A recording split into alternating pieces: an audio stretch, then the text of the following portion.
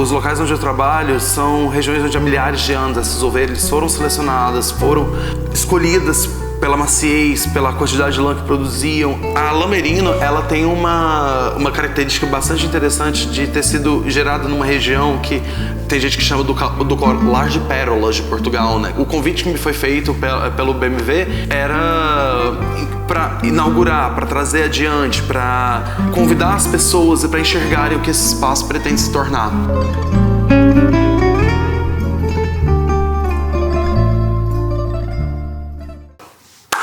Ação.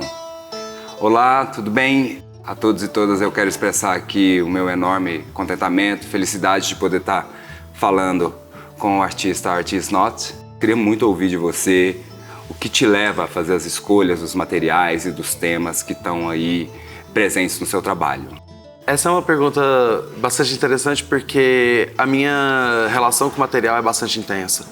E eu gosto de saber de onde vem, para onde vai, quem foi que produziu, por que foi produzido, em que contexto aquilo se dá. Os locais onde eu trabalho são regiões onde há milhares de anos essas ovelhas foram selecionadas, foram escolhidas pela maciez, pela quantidade de lã que produziam e de uma maneira muito direta, de uma maneira muito...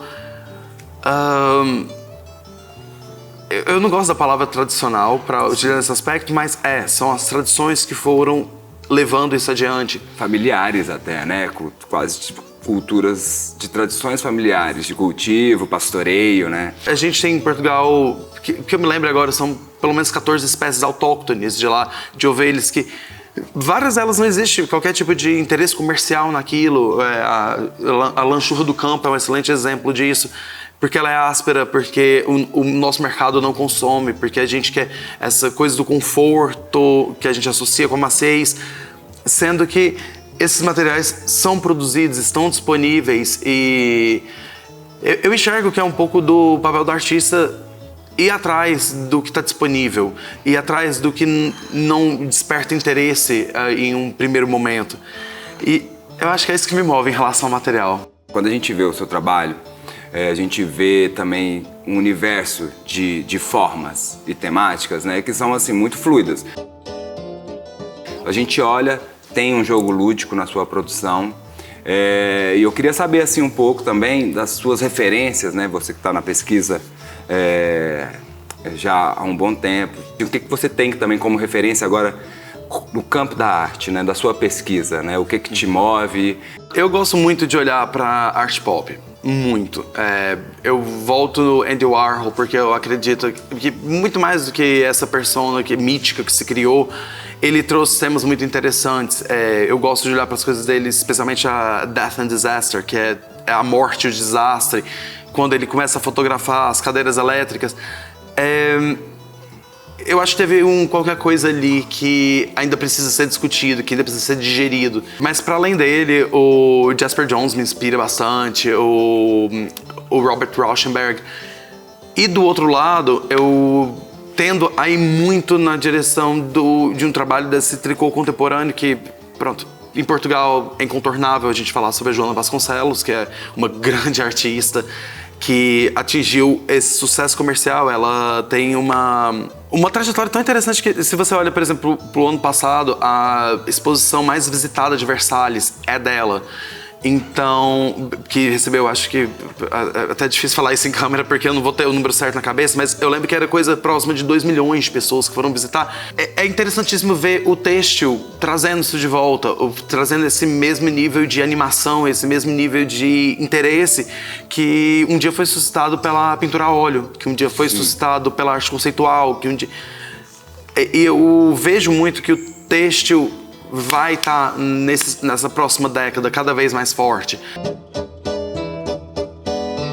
Quando você fala da pop art, né, como sendo esse momento histórico da história da arte, né, de uma produção que, enfim, resgata situações do cotidiano, do senso comum e também questiona. E aqui, querendo ou não, na escolha do material, como você tinha explanado, né, você vai olhar para materiais que comercialmente, para a escala da indústria, eles às vezes são problemáticos, não são escolhidos. E até às vezes também, eu gosto da sua história sobre a lã merino, né, que na região ibérica ali, tipo, a lã merino é originária dali. E aí a gente vê outros polos em outros continentes que estão trabalhando isso em escala industrial e está matando o pastoreio familiar né, tradicionalmente, milenarmente trabalhado ali na região ibérica, que se estende até a Itália. Fala um pouquinho disso. A lã merino, ela é uma lã bastante controversa. E é isso que eu gosto.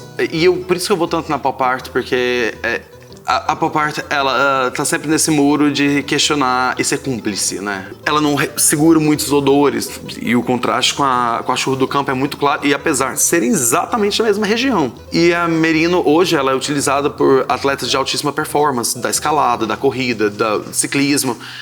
Só que é uma história que Portugal e Espanha não participam, porque a gente tem um custo de produção muito alto. E a gente não tem mão de obra específica para isso. Mesmo em Espanha, que é mais desenvolvido que Portugal, a região onde essas ovelhas se encontram é a região mais pobre da Espanha. Tendo selecionado durante milhares de anos e formado... Porque esse lugar é conhecido como a Rota da Lã, a Translana, que é um nome dado pela equipe, né, pela própria doutora Elisa Calado Pinheiro, que eu amo ler o trabalho dela, tenho acompanhado bastante no Museu dos Lanifícios. Eu gosto de ver o que foi construído a partir dali, porque é uma rota que, ainda durante o Império Romano, se estendia de Córdoba até Braga, mas a maior expressão dela é entre Cáceres, na Espanha, e a Covilhã. Com todas aquelas serras que a gente está falando da Malcata, da Gardunha, são todas que são redes de vales que se estendem nessa região, porque até as tradições mesmo que remontam ao período celta ainda, antes dos romanos chegarem lá. Tem uma cidade chamada Alpedrinha, que por acaso a lã churra do campo que eu tenho aqui, eu comprei de lá, que durante o verão essas ovelhas estão no topo da Serra da Estrela, e Alpedrinha é onde essas ovelhas são trazidas para descer para as planícies durante o inverno, porque a temperatura é mais amena ali embaixo, né?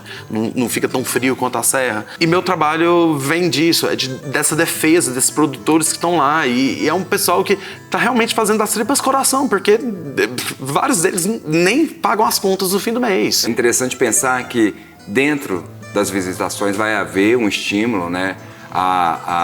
Por exemplo, a aquisição dos trabalhos que estão em exposição e que, de certa forma, são para subsidiar a produção de um vídeo documentário, que eu imagino que é essa vontade sua de percorrer a região, conversar com esses pastores, né, que estão ali, às vezes, há gerações, né?